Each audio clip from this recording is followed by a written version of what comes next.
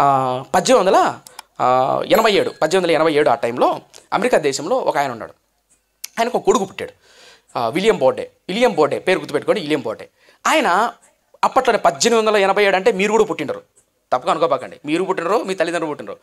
1880 ఆ టైంలోనే మైన్స్కు అధిపతి. మైన్స్ అంటే తెలుసు కదా, కొలారోడో మైన్స్ అని ఉంటాయన్నమాట. ఆ మైన్స్కు ధనవంతుడు, మిలియన్స్ ఆఫ్ డాలర్కు ధనవంతుడు. ఆయనకు ఒక కొడుకు పుట్టాడు. ఆ కొడుకు 18 ఏళ్ళ వయసు వచ్చిన తర్వాత వాళ్ళ అమ్మగారు డిఎల్ 3 చర్చికి పిలిచికెళ్ళారు. డిఎల్ 3 చర్చికి. ఆ చర్చిలో 18 ఏళ్ళ వయసులోనే ఆ యవనస్తుడు మారుమనసు పొందాడు. మారుమనసు పొంది ప్రతిరోజు బైబిల్ చదవడం, ప్రార్థన చేసుకోవడం. వాళ్ళ నాన్నగారు కోటీశ్వరుడు. 1887లోనే ఆ కోటీశ్వరుడు అయిన వాళ్ళ నాన్నగారు, ఈ అబ్బాయి గ్రాడ్యుయేషన్ జరుగుతుంది. ఆ గ్రాడ్యుయేషన్ జరుగుతున్నప్పుడు నాన్న ఒక టికెట్ ఇచ్చాడు, నాన్న ఒకటి రాసిచ్చాడు. నాయనా, ఈ ప్రపంచ దేశాల్లో 16 ఏళ్ల వయసు, ఈ ప్రపంచ దేశాల్లో ఏ దేశమైనా తిరుగు అని ఉచితంగా టికెట్ ఇచ్చాడు, ఉచితంగా స్లిప్పర్ ఇచ్చాడు, లేదా ఉచితంగా డబ్బు ఇచ్చాడు. 16 ఏళ్ల కుర్రోడు దేశాలు తిరిగాడు. తిరిగిన తర్వాత 16 తర్వాత వచ్చిన తర్వాత ఒక యూనివర్సిటీలో కాలేజీలో జాయిన్ అవుతాడు. జాయిన్ అయిన తర్వాత అప్పుడు తన వయసు ఇంచుమించు ఒక 18 ఏళ్ళు అలా ఉంటాయి. జాయిన్ అయిన తర్వాత ఒక చిన్న ప్రార్థనా కూడిక ఏర్పాటు చేశాడు. ఆ ప్రార్థనా కూడిక ఏర్పాటు చేసిన తర్వాత అప్పుడు తన ప్రార్థన ద్వారా అదే కాలేజీలో 1300 మంది జాయిన్ అవుతారు ప్రార్థన చేసుకోవడానికి. ఈ యొక్క యవ్వనస్తుడు 18-19 ఏళ్ళ కుర్రోడు. ఆ 18-19 ఏళ్ళ కుర్రోడు ప్రార్థన చేస్తుంటే కాలేజీలో ఉన్న వాళ్ళందరూ వచ్చేవాళ్ళు. ఇప్పుడు మీరు చూస్తున్నారు కదా నా డాబాంజమా, ఎస్, ఈ అబ్బాయి మీరు చూస్తున్నారు, విలియం బోర్డే. చూస్తున్నారు కదా, విలియం బోర్డే. ఈయన చాలా అవునండి. ఇప్పుడు ఈయన 18 ఏళ్ళ వయసులో అలా మారుమనసు పొంది రక్షణ పొందిన తర్వాత అలా కాలేజీలో ఉన్నప్పుడు ఈయన ప్రార్థన చేస్తుంటే చాలామంది వచ్చారు ఈయన దగ్గరికి. 1300 మంది. అప్పుడు వయసు ఏంటంటే 13 ఏళ్ళు. అయితే కాలం మారుతున్న కొద్దీ 18 ఏళ్ళ వయసు కలిగిన ఈ అబ్బాయి ఏం చేశాడంటే, వాళ్ళ నాన్నగారు చనిపోయారు. ఇప్పుడు ఆస్తి అంతా ఎవరికి వస్తుంది చెప్పండి?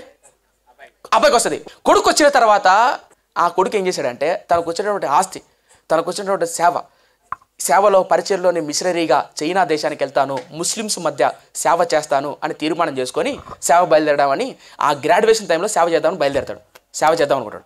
అప్పుడు న్యూయార్క్ పట్టణంలో న్యూస్ పేపర్లు వచ్చింది. ఏమనంటే ఇదిగో ఒక ఆయన young millionaire renounce world to be missionary కనిపిస్తుందా? ఆయన న్యూస్ పేపర్లు వేశారు. ఒరే కుర్రోడు కొత్తలో అంటారు కదా, కొత్తలో ఎగిరి పడతాను బా, పెద్ద భక్తి లేనిది అంటారు కదా, అట్లా చాలామంది అన్నారు. గేలి చేశారు, అవమానం చేశారు. ఎవరిని? ఈ అబ్బాయిని.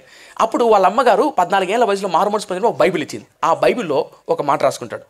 ఒరే, మిలియనియర్, డబ్బు సంపాదించిన వ్యక్తి, ఇంత గొప్పగా ఉన్న వ్యక్తి డబ్బు తీసుకుని ఎంజాయ్ చేయకోకుండా ఏంటి సేవ అని అంటాడు. కానీ సేవలో అప్పుడు వాళ్ళ అమ్మగారు ఇచ్చిన బైబిల్లో చివరిన ఒక మాట రాసుకుంటాడు. అమ్మ, నేను సేవలోకి వెళ్తున్నా, పరిచర్యకి వెళ్తున్నా. ఈ పరిచర్లో నో రిజర్వేషన్.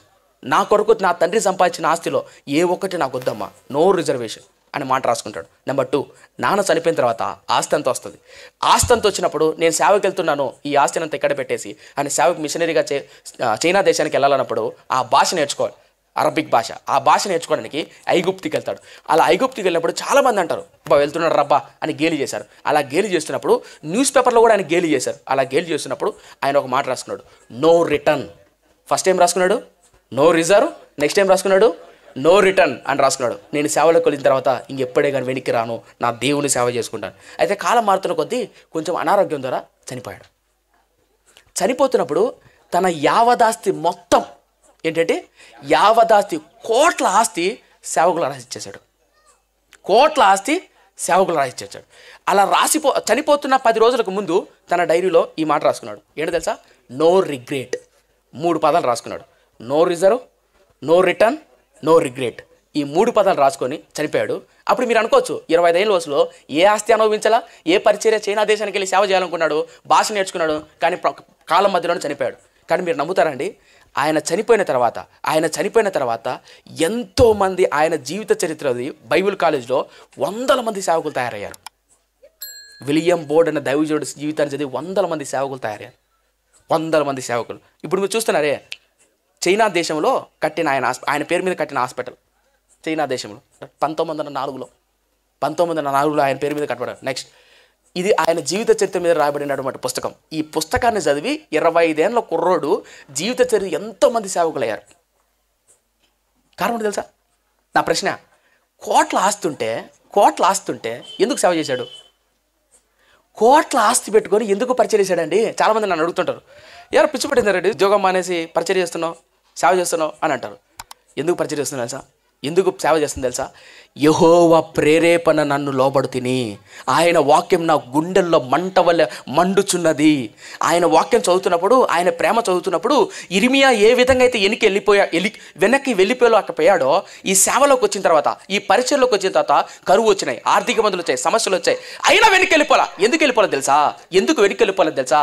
ఈ వాక్యము గుండెల్లో మంట వల్ల మండుతుంటుంది. ఈ వాక్యము సేవ చేయాలి, పరిచయం చేయాలి, ఎన్ని కష్టాలైనా సరే ఎదుర్కోవాలనిపిస్తుంది. కారణం తెలుసా? ఆయన ప్రేమ, ఆయన వాక్యం. ఇక్కడ కూర్చున్న నిజమైన ఆత్మీయుడు, నిజమైన సేవకుడు, నిజమైన విశ్వాసి, లోకంలో ఎంతోమంది ఎంజాయ్ చేస్తుంటారు, తిరుగుతుంటారు, తాగుతుంటారు, కానీ నువ్వు వెళ్ళావు. ఎందుకు తెలుసా? నువ్వు నిజమైన క్రైస్తవుడు కాబట్టి. నీకు అర్థం చెప్తా. నేను బెంగళూరులో చదువుకునేటప్పుడు గ్రాఫిక్ డిజైనింగ్ చేస్తున్నా బెంగళూరులో. అలా చేస్తున్నప్పుడు నా కొలీగ్స్ కొంతమంది వచ్చి అడిగారు, సంజు పబ్స్కి వెళ్దాం రా అన్న.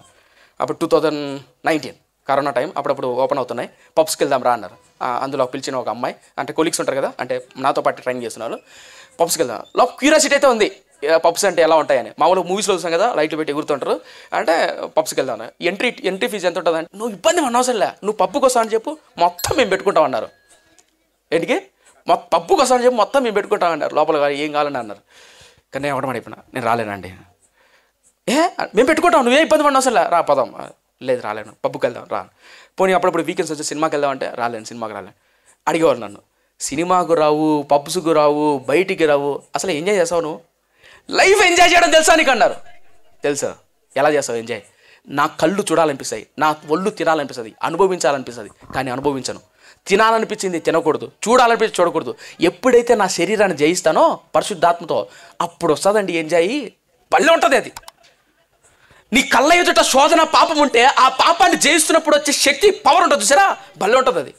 ఈరోజు నేను సాధించాను చేయండి. ఈ లోకంలో ఎట్టు పడితాడు బతకడు క్రైస్తవుడు.